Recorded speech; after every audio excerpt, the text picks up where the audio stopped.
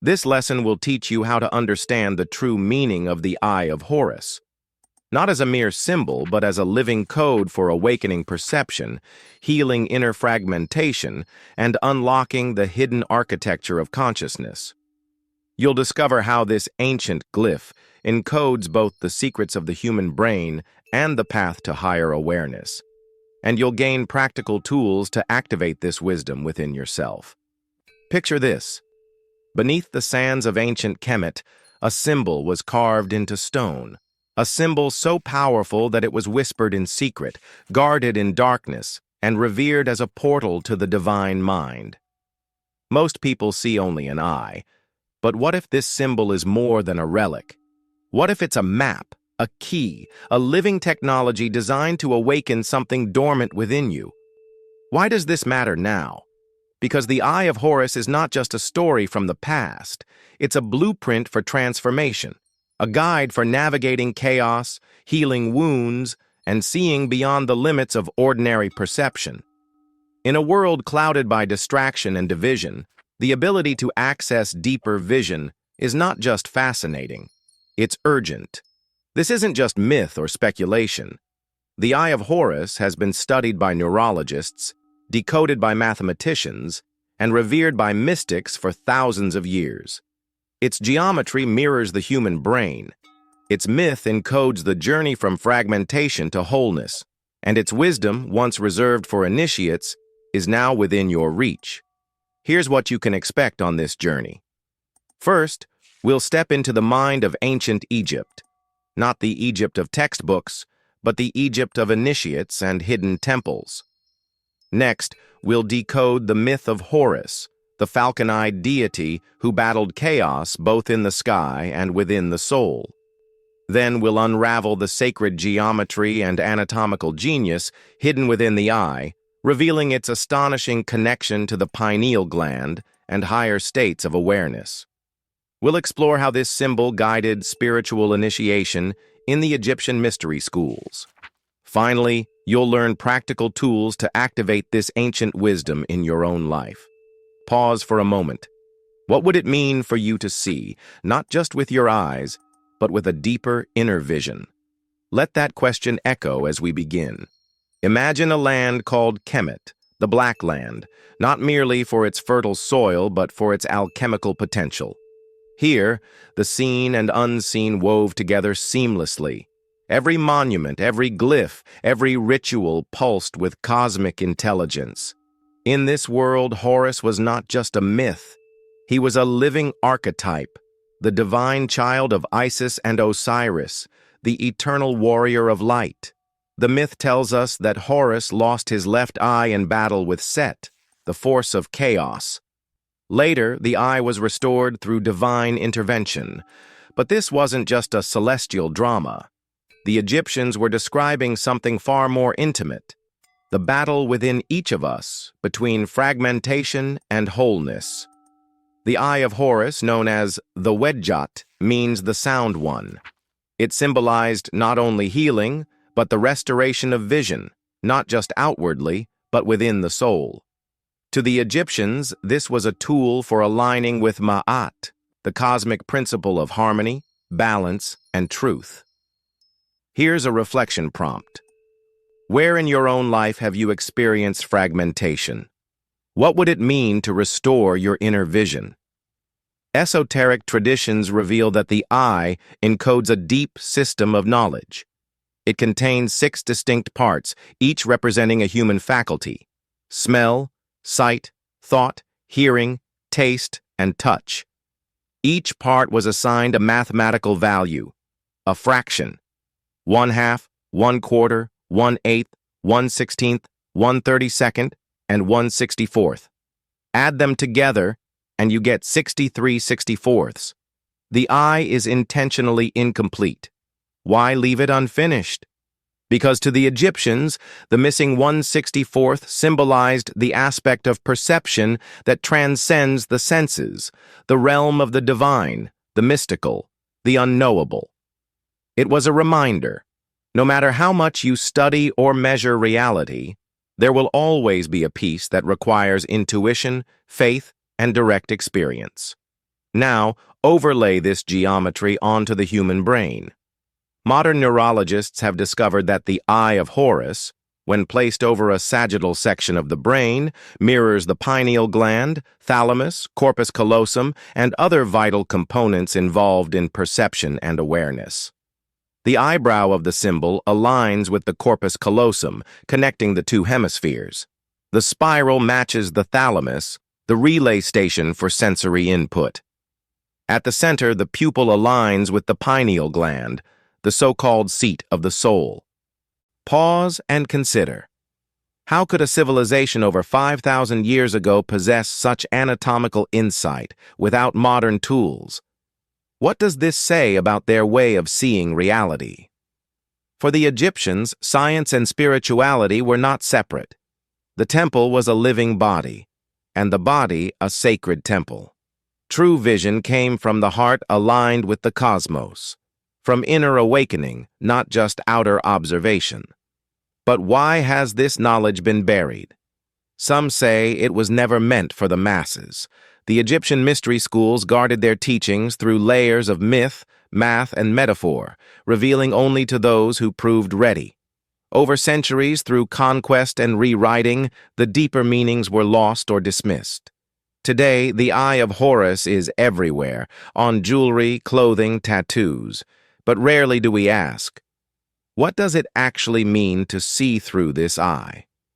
This is where the real journey begins, not into the past, but into ourselves. The eye was never meant to be worshipped. It was meant to be used. Let's look closer at the eye itself, not as artwork, but as code. Each of its 6 parts corresponds to a human faculty, and each is assigned a fraction. When you add them, you fall short of a whole. The missing fraction is the gateway to the unknown. It's the part of perception that can't be measured, only experienced. Here's a micro payoff. The Eye of Horus is not just a symbol of protection, it's a diagram of consciousness, a map for navigating the unseen realms, a compass for aligning with higher awareness. Now, forward tease, what happens when you activate this map within yourself? How does it change the way you see, think, and feel? Let's return to the myth. Horus's left eye, the lunar eye, represents intuition and the subconscious. It is torn away in battle and later restored by Thoth, the god of wisdom. This restoration is not just healing, it is initiation. When your eye is broken by trauma, illusion, ego, or fear, it is not the end. It is an invitation to rebuild it, stronger, wiser, reconnected to source. This is the inner alchemy the Egyptians described. The Eye of Horus is about integration, the uniting of the fragmented self, the seeing beyond duality, the remembering of your own divine architecture. Reflection prompt. Where in your life have you faced chaos or loss? How might that experience be an invitation to deeper integration? As much as we can analyze and decode the eye, it resists full explanation. Like all true esoteric tools, it is a living mystery, one that reveals itself through experience, not just study. You can look at it 1,000 times and still not see, until you look inward. The Eye of Horus doesn't merely teach us to see. It teaches us how we see. It is a mirror, a metaphysical lens through which consciousness views itself. In ancient Hermetic philosophy, the phrase, as above, so below, as within, so without, was more than poetry. It was a key to understanding reality itself. The eye becomes a microcosm, a fractal of the cosmos, not just reflecting you, but the all. Many esoteric scholars believe the Eye of Horus encodes not only physiological knowledge, but cosmological law. Its spiral shape is no accident. Spirals appear everywhere in nature: galaxies, hurricanes, DNA, even the coils of a serpent. In Egyptian symbology, serpents were sacred, symbols of kundalini energy, of divine awakening moving up the spine, striking the pineal center like lightning in the brain. The pause and reflect. What spiral patterns do you notice in your own life? Where have you moved from fragmentation to wholeness, from confusion to clarity. Let's revisit the missing 1/64th. It's easy to overlook. A sliver, a whisper. But mystically, it represents the threshold of the unknowable, a veil that no amount of logic or measurement can pierce. Only through direct experience, altered states, or sacred rites can this final piece be glimpsed, and even then, it is fleeting. The mystery never fully dissolves, because it is not meant to. Mystery is not the enemy of knowledge, it is its guardian. Now consider this.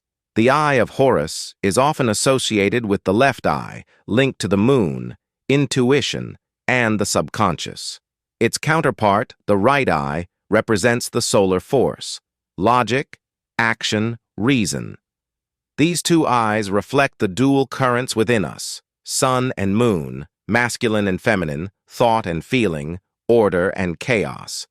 Between them lies the third eye, the eye behind the eyes.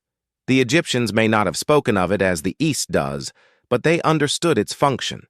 It is the eye that sees the invisible, the one that does not look out, but in. Midpoint re-engagement. Are you beginning to sense how the Eye of Horus is not just ancient art, but a living map for your own journey? What might happen if you truly opened this inner eye?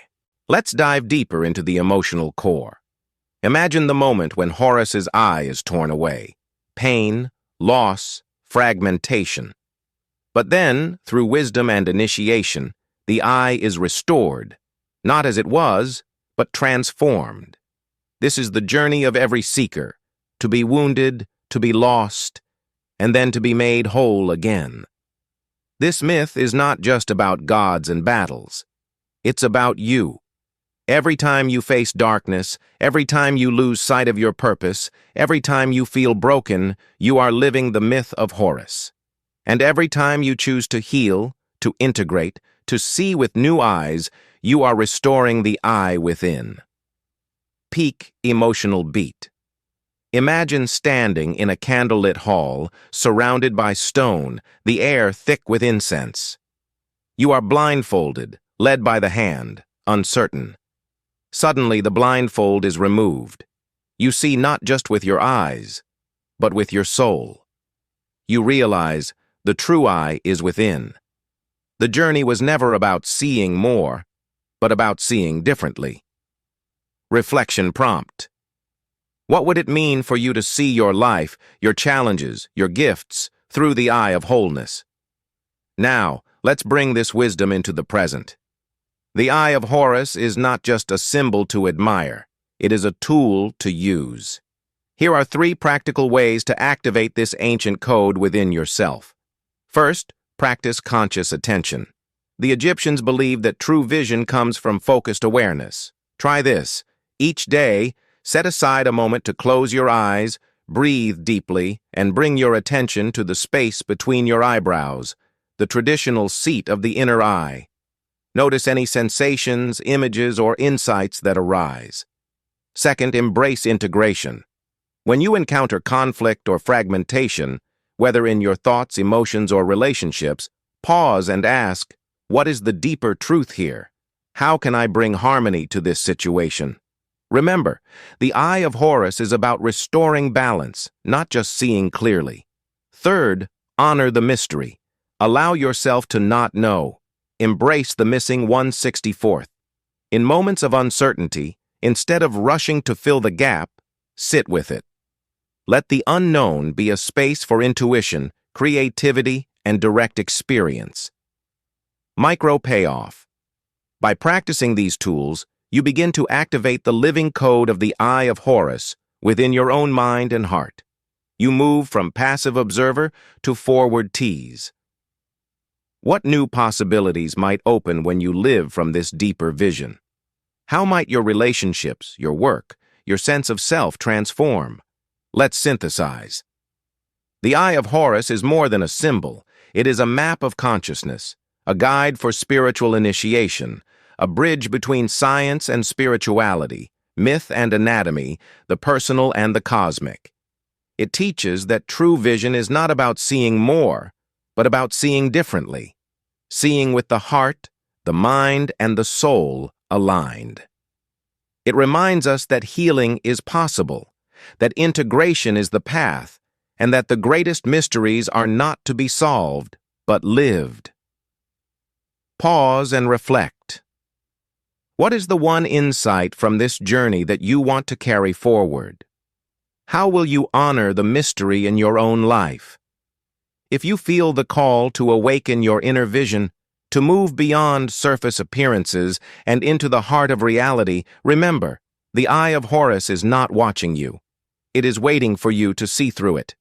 If you see yourself as a seeker, a builder of inner temples, or a guardian of ancient wisdom, take a moment now to reflect on how you can embody this vision in your daily life. Share your insights, your questions, your own stories of awakening.